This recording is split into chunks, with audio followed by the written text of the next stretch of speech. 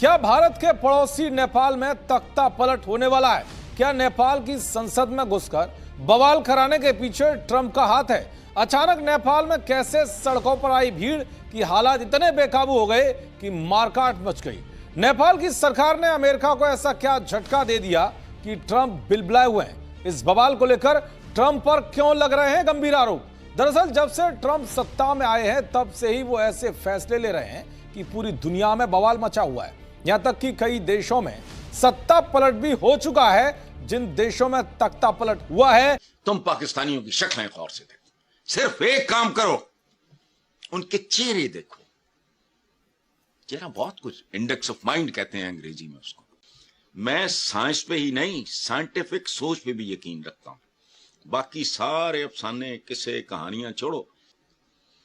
जो भूख नंग प्यो छितर मार रहा है मां नू, चूंकि फ्रस्ट्रेटेड है, भूख नंग है, रोटी दे नहीं सकता, छोटी उन्हें चुकी है, तो उन माहौल में पैदा होने वाले बच्चे, बात सुनो, ये सैलाब का अपना जो जुल्म सितम उसको अलग कर दो। नेपाल में भयंकर हड़कंप मच गया है। श्रीलंका, बांग्लादेश, म्यांमार और इंडोनेशिया के बाद अब नेपाल में बवाल है। श्रीलंका, बांग्लादेश और म्यांमार में तो तख्ता पलट हो चुका है, लेकिन नेपाल में जो होने जा रहा है वो और भी ज्यादा दिलचस्प है। खबरें हैं कि नेपाल में अमेरिका ने बहुत बड़ा खेल कर दिया है। नेपाल में अमेरिका और चीन भिड़ गए हैं। हैरानी की बात देखिए कि अमेरिका और चीन की लड़ाई ने अचानक नेपाल को हिंदू राष्ट्र बनने के और भी ज्यादा नजदीक ढकेल दिया है। नेपाल की सड़कों पर यह क्या बवाल है और उसके पीछे की क्या कहानी है, वो आपको समझाने की हम कोशिश करते हैं।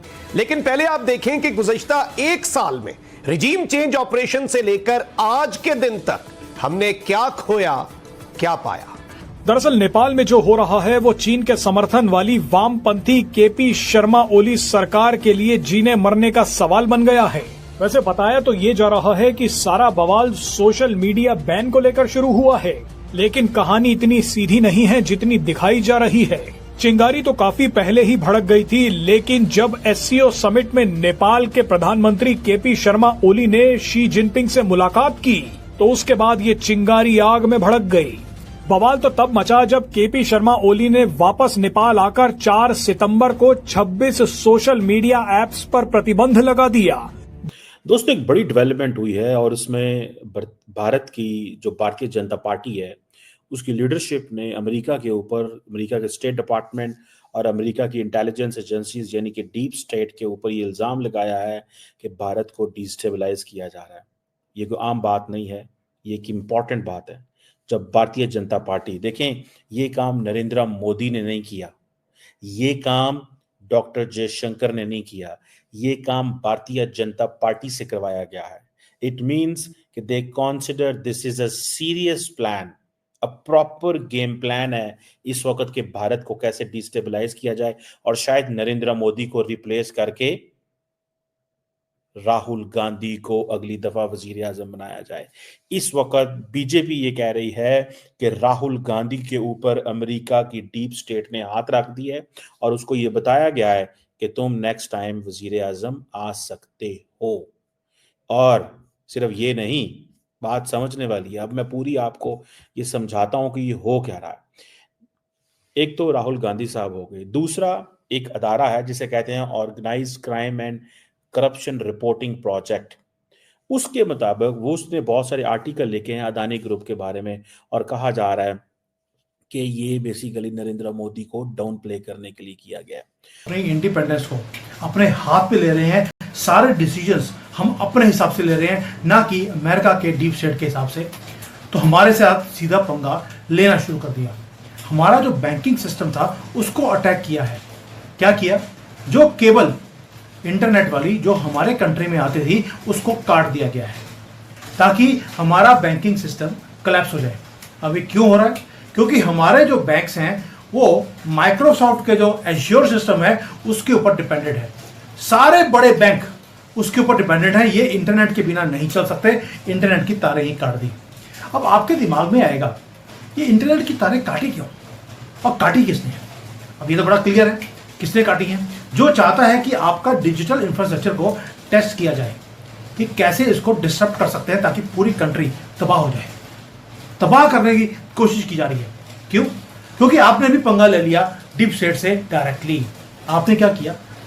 कितने देर से आप सभी, मैं इंक्लूडेड, बार बार मोदी जी को बोलते हैं कि मोदी जी ये जो सोशल मीडिया है इसको बंद कीजिए, जो सारा की अमेरिकन जो डीप स्टेट है उसके कंट्रोल में है। गौतम अदानी, आपको पता है जब हिंडनबर्ग रिसर्च रिपोर्ट आई तो गौतम अदानी के कुछ $100 अरब प्लस जो है उसको नुकसान हुआ। अभी ये जो बात चली कि अदानी ने तकरीबन $265 मिलियन के उनको पेनल्टी पड़ी है अमेरिका के अंदर, ठीक है जी, क्योंकि उन्होंने ब्राइब किया, ठीक है। और कहा जा रहा है कि इसके पीछे कौन है? इसके पीछे एक फाइनेंशियल फिलैंथ्रोपिस्ट जॉर्ज सोरो है, जो कि नरेंद्र मोदी को अटैक कर रहा है। अब बीजेपी कह रही है कि George Soros, Rahul Gandhi, state department, deep state मिल के नरेंद्र मोदी को कमजोर करना चाहते हैं और वो स्टिल समझते हैं कि इंडिया एक थर्ड वर्ल्ड कंट्री है, डेवलपिंग कंट्री है, इसकी कोई बात नहीं है।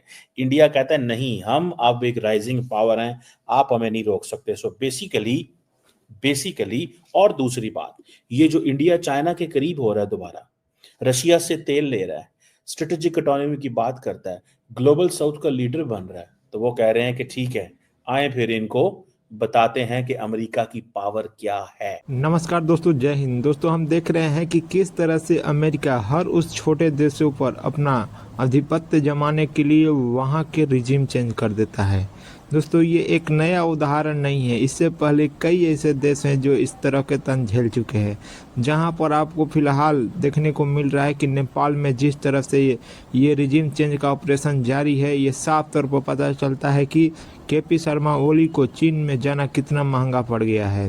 दोस्तों, वहीं दूसरी तरफ अगर बात की जाए बांग्लादेश को, तो इसी तरह का बांग्लादेश में भी होना था, और जहां पर आपने देखा कि किस तरह से बांग्लादेश के इलेक्टेड गवर्नमेंट को गिराकर वहां पर एक ऐसे व्यक्ति को ला दिया जो पहले किसी ने नाम तक नहीं सुना था। जी हाँ दोस्तों, उसी तरह का हमने श्रीलंका में भी देखा, लेकिन श्रीलंका में हालत समान हो गए। वहीं दूसरी तरफ अगर बात की जाए तो पाकिस्तान में हर रोज होता ही रहता है। हर 1-2 साल पर वहां की गवर्नमेंट जब भी अमेरिका के अगेंस्ट होती है तो ये काम होता है। दोस्तों, वीडियो पसंद आए तो वीडियो को लाइक करें, चैनल को शेयर करें और सब्सक्राइब करें। इस चीज की राय पूछेंगे कि लोग भारत के पीछे काफी ज्यादा पड़ते हुए दिखाई दे रहे हैं, कभी नेटो, कभी ट्रम्प, कभी कुछ, बट भारत की जो साबित कदमी है वो दुनिया के लिए एक मिसाल बन रही है। देखिए, सबसे पहले तो आपने ऑस्ट्रियन जो इकोनॉमिस्ट है उसकी बात की, तो गोंथल नाम है उनका। हाँ, गोंथल नाम भी नहीं आता, ठीक है। जैसा नाम वैसा काम। हाँ, वैसा ही, मतलब आप देखें इम्पोर्टेंस उसकी इस हद तक है कि मतलब ठीक है, एक नेगेटिव बात है, आपने आकर आपके जहन में और क्या सूझी कि आपको कोई अच्छी बात करने को नहीं मिली। आप इतनी बड़ी एक इकोनॉमी को मतलब आप बैठ के ट्वीट करेंगे और उससे गिर जाएगा। इंडिया के पीछे वैसे ही पूरी दुनिया पड़ी हुई है इस वक्त। उसकी रीज़न मैंने आपको लास्ट इंटरव्यू में बताई थी कि जब पैसे की पावर किसी की दूसरे की पावर को कम करने पे आ जाती है ना, तो फिर वो अपनी फुल फोर्स लगा देता है कि आप कहीं उसके बराबर आके ना खड़े हो जाएं, ठीक है। अमेरिका अपनी